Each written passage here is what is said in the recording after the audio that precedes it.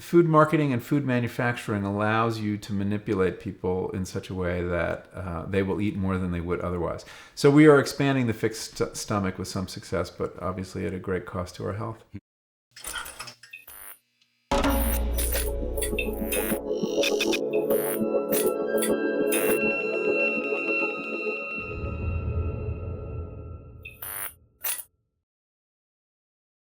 Michael Pollan is journalist, author and food expert. In the next 15 minutes, he talks about the negative influences of cheap, processed foods. Welcome to Backlight Talks. Yeah, it's an ad for, looks like lasagna. It says this lasagna is even cheaper than this newspaper you're reading. Mm-hmm. How Well, is that possible? it is remarkable how cheaply we can produce food in this society. And you have to count it as a great accomplishment. I mean, given that people have been hungry for so much of human history, that we now can produce food in such quantity that in America we spend less than 10% of our income on food. It's less than any people in the history of the planet. 10% of income, I mean, for this most important of expenditures. But to do that has taken an enormous toll in many, many ways. It's not sustainable to produce food that's cheaply. In many senses, it takes vast quantities of fossil fuel. That is the linchpin of the industrial agriculture system, because that fertilizer that makes it possible, the synthetic fertilizer, is made from fossil fuel. The trucks that allow us and the ships that allow us to move it all over the globe run on fossil fuel. The pesticides that we require to grow food in vast monocultures all come from fossil fuel. So it is as much the product of this moment, this little bubble of fossil fuel, this moment in history we've been living in for the last couple hundred years, as the way we transport ourselves, the way we heat our homes, anything else we do. It looks like, food looks like a kind of biological system. But in fact, it's just as industrial as anything else in our modern life, because it doesn't run on the sun, which it used to do. Obviously, it used to rely on photosynthesis. Now, it still needs photosynthesis, but the main source of energy is no longer the sun. The main source of energy in agriculture is now oil.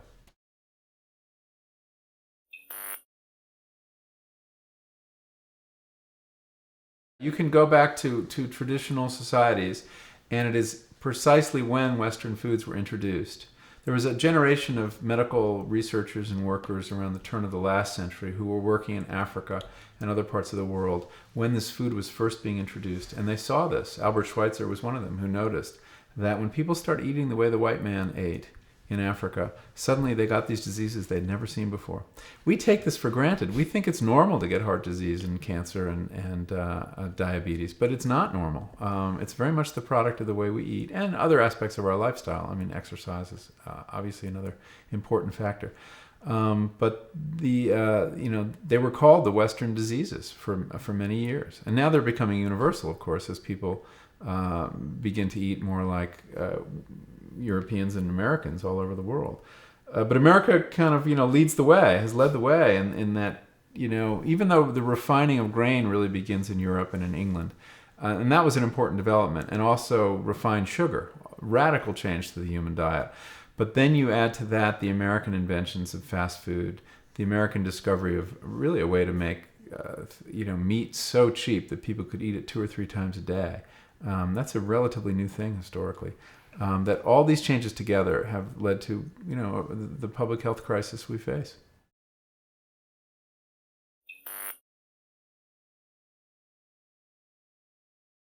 People feel alienated around food right now, and they know that there's a problem with their food. Whether it's that they're not enjoying it as much as they might, or that they're not as healthy as they'd like to be, or they're feeling that they're overweight, or their doctor's saying, look, if you don't change, you're going to get diabetes. Food has always been a way for us to engage with the natural world, to engage with our senses, and to engage with other people, because it's been a social thing. I mean, food is not just fuel. Food is a way to create community. And that's another, we haven't talked about it that much, but that has been a very powerful thrust of the food industry, is to get us to eat alone, convenience food, food that we eat in the car, food that we eat in front of the television. The destruction of the family meal has been a really serious loss to culture.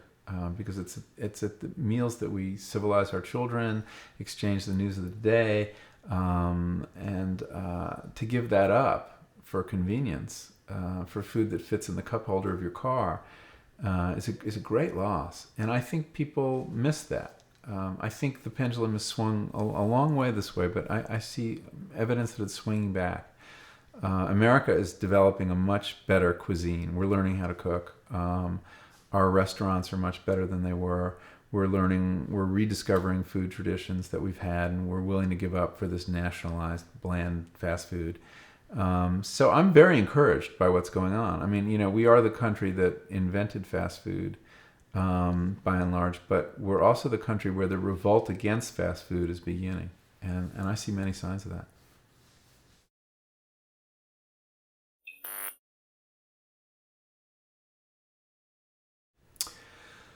Well, that's a good question. We like a bargain, and this food is very seductive. It tastes good superficially. I mean, that hamburger at McDonald's has been engineered for a very satisfying first bite, with the wonders of food science making sure that happens, the artificial grill flavor or whatever else is in it.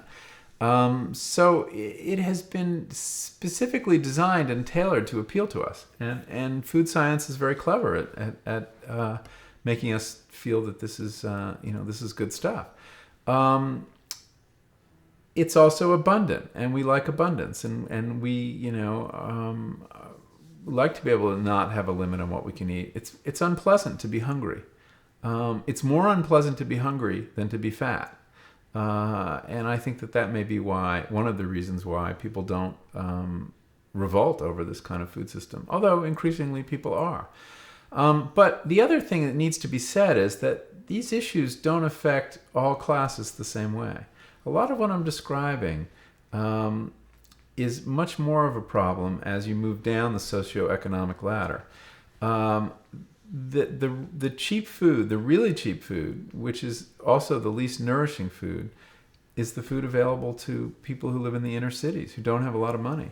There's been some very interesting studies done that show that the least healthy calories in the supermarket are the cheapest, and the most healthy calories are the most expensive. For example, if you have $1 to spend, $1 to spend, and essentially you're buying calories for your family when you don't have a lot of money to keep them going. If you take that dollar to the snacks aisle, where the chips are and the cookies and all the junk food, you can buy 1,250 calories. Pretty good deal for $1. That's cheap food. If you take the same dollar to the produce section and you want to buy carrots, you can only get 250 calories. With drinks, that dollar can buy you 850 calories of soda or 150 calories of fresh juice. So you see how the system is rigged in such a way that if you don't have a lot of money, you're going to gravitate to the least healthy food because you're looking for calories, and those calories don't come with a lot of nutrients, and they're very fattening. So why is that? Is that a function of the free market? No. Is it a function of nature? No. It's a function of agricultural policy by and large. I mean, we are encouraging farmers to grow, not carrots. We don't help farmers who want to grow carrots. We help farmers who want to grow corn and soybeans, and that's what gets turned into all those cheap, unhealthy calories, things like high fructose corn syrup. In effect, we're subsidizing high fructose corn syrup in the midst of an obesity and diabetes epidemic. I mean, how absurd is that?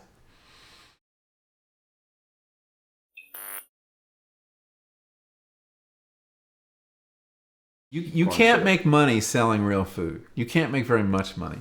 The big money in food is to start with a cheap raw ingredient and process it and sell not just food or calories, but convenience, image, packaging, all this kind of stuff. And so the industry is organized around what's called added value.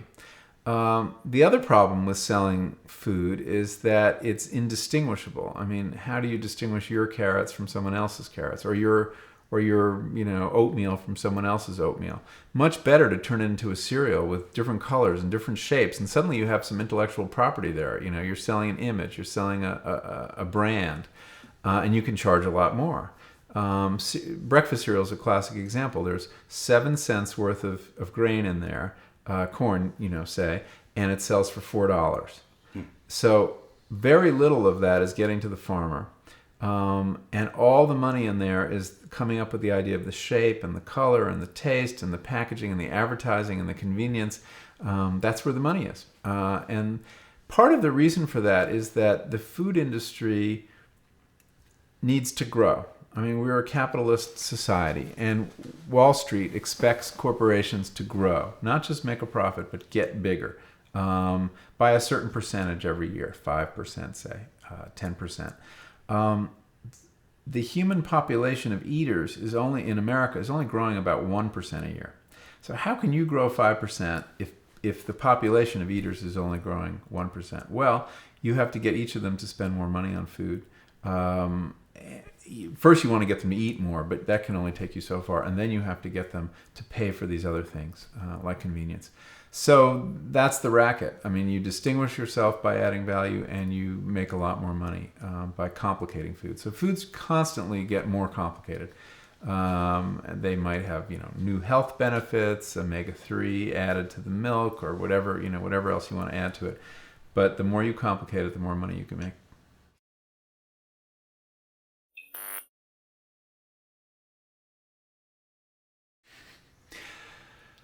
Well, I have very simple advice. We should eat food.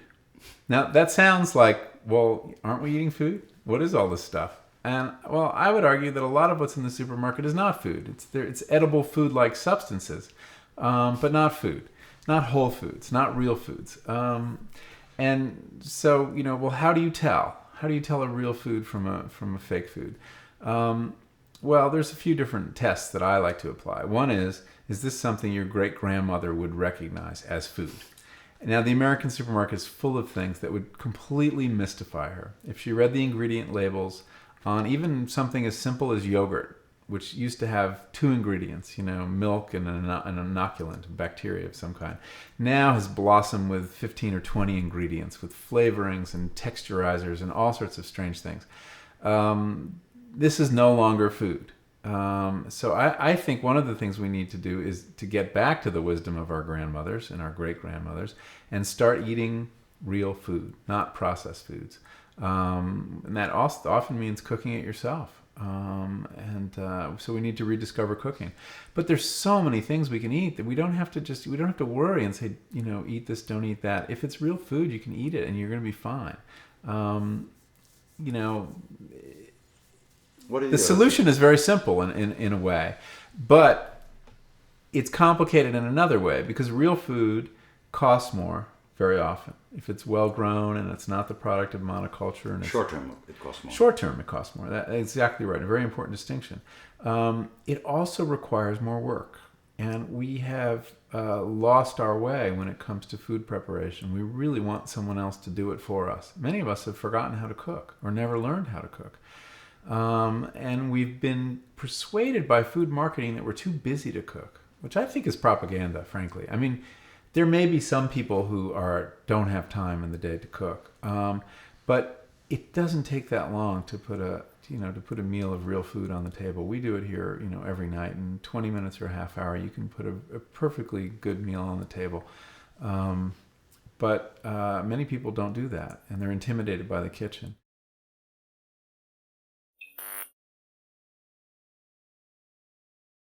So, I think that part of the challenge is to stop allowing the food industry to externalize all its real costs, and so that 99-cent Big Mac that you can get at McDonald's. What an amazing thing that they can sell a hamburger for 99 cents.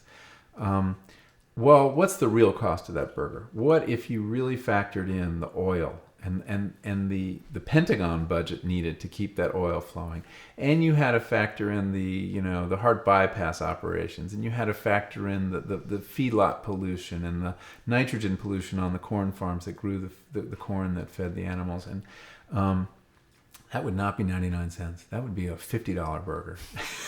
So, part of it is figuring out the real cost of our food and making sure it shows up at the register. We do pay sooner or later. And if we paid sooner, I think we'd eat differently. Another bit of advice I offer is don't eat any food that can't rot. I have a Twinkie, which is a kind of a cake, a cream-filled cake, kind of an iconic American food, highly processed food. It's got 41 or 50 ingredients in it, an astounding list of ingredients. This cake, I have one on my shelf. 2 years later, it's still soft as the day it was baked. There's something wrong with the food that never goes bad.